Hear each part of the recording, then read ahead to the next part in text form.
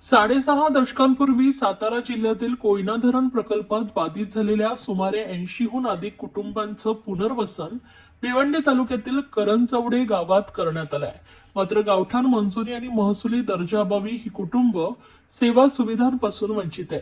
याबाबत न्याय मिळावा यासाठी ग्रामस्थांनी आमदार संजय केळकर यांची जनसेवकाचा जनसंवाद या कार्यक्रमात भेट घेऊन साकडं घातलंय. याबाबत महसूल मंत्र्यांच्या दालनात संयुक्त बैठक घेण्यात येणार असल्याचं केळकर यांनी म्हटलंय. सुमारे 65 वर्षापूर्वी कोयना धरण प्रकल्पग्रस्त 80हून अधिक कुटुंबांचं पुनर्वसन भिवंडी तालुक्यातील करंजवडे गावात करण्यात आले आहे. मात्र या कुटुंबाच्या 3 पिढ्या सोयी सुविधांपासून वंचित असल्याची व्याख्या या ग्रामस्थांनी आमदार केळकर यांच्याकडे मांडली आहे. किमान 7 एकर जागा असलेल्या गावात महसुली दर्जा दिला जातो, परंतु करंजवडे गाव 4 एकरवर असून आणखीन 3 एकर जमीन गावाला मिळावी अशी मागणी ग्रामस्थांनी निवेदनातून केली. महसुली गावाचा दर्जा आणि गावठाण दर्जा मिळाला नसल्याने शासनाच्या विकास योजना तसेच सोयी सुविधांचा लाभ मिळत नाहीये.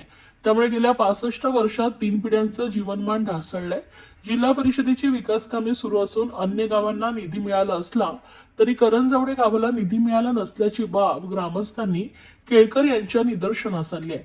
याबाबत केळकर यांनी लवकरच महसूल मंत्री चंद्रशेखर बावनकुळे यांच्या दालनात संयुक्त बैठक आयोजित करून महसुली दर्जा आणि गावठाण मंजुरी याबाबत चर्चा करून निर्णय घेण्यात येईल असं सांगितलंय.